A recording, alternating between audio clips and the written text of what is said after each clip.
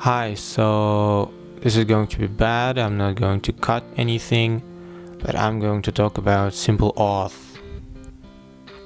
And I will talk about session lifecycle and session management in this video.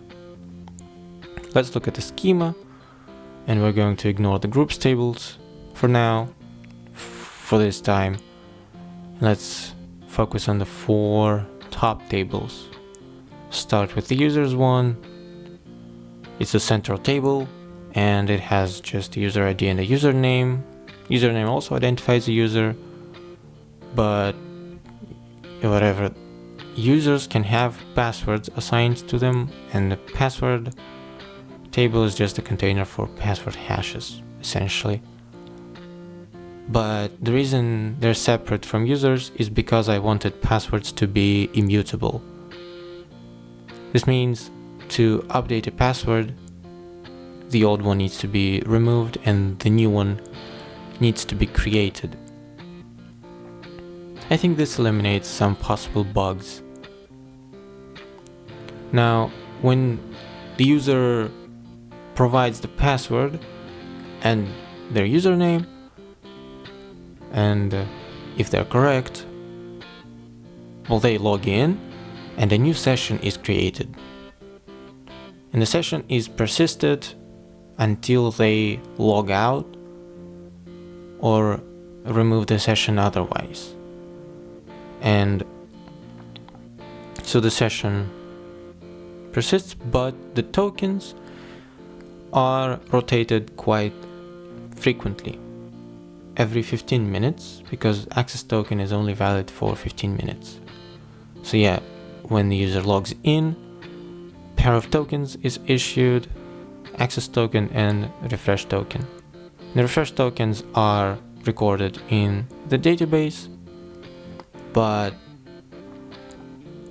they're also immutable, and to create a new pair of tokens, the old refresh token needs to be removed from the database and a new one needs to be created. The access tokens are not recorded in the database because they are self-identifying. Now let's see how that works in practice. I will start the server and I will use the CLI again. Session management is a new feature from the previous video. The previous video's version of Simple Auth didn't have that. Now, first, before doing anything, I'm going to open the tables and look at the data. I'm going to open users, sessions, and refresh tokens.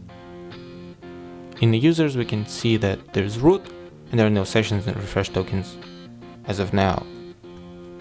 Using the CLI, let's log in as this root user, just using root because that's what's configured right now.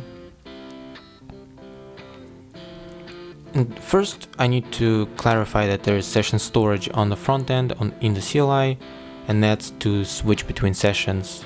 On the front end, it's not the same as sessions on the back end or session manager. It's just the same as, say, in browser. On some websites you can switch between accounts. Session storage in the CLI is the same feature. Now we logged in, so we expect a new session to be created, because that's what I said. And yeah, that's exactly what happened. And there's also a new refresh token now. The sessions identifies, it starts with DED, and the refresh token is 020. Now, let's refresh. I hit refresh, and we expect the session to persist. Let's update the sessions, refresh the sessions table, and yeah, it's still DED session. But the refresh tokens, they change from 020 to AOE. It's a new refresh token now, and the session storage actually holds Now a new pair of tokens after refresh. Let's log in again. Now we have two possible sessions, and the two sessions are recorded in the table. It's session DED still and the session 301. There's also a new token. There was a token AOE, and now there's a token 669. Now let's start looking at session manager. Let's fetch all sessions for the current user and list them all. So we have in session storage session 1 root selected, and in the response in session manager it says that the current session is 301, and here it is in the list. There's also our DED session, and they're both valid. What does that mean? Well, a session can be invalid if it has no refresh token. It can have no refresh token if it was cleaned from the database because it was expired. Let's clean our AOE token and see how it works. I'm going to remove this row that has the AOE token, and we can see that there are still two sessions in the database, but only one refresh token. What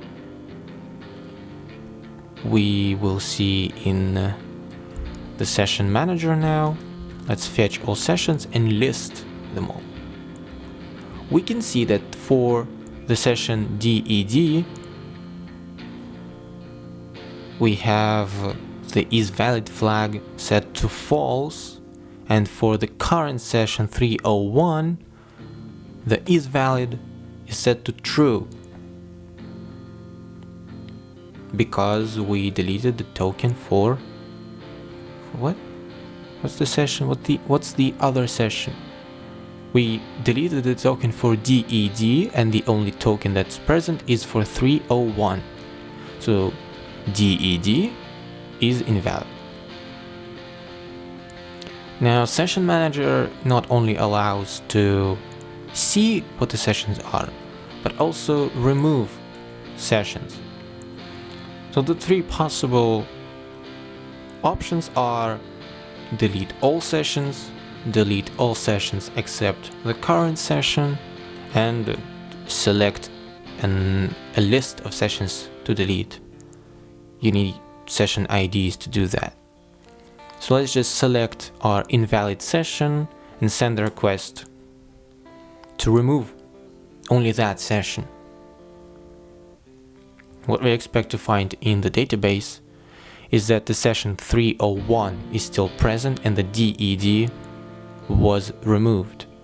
Let's refresh, and that's exactly what happened. Now, in the session storage, we use the session with ID 1, and it's the current session that is 301 and that is still present in the database. And now I'm going to log out.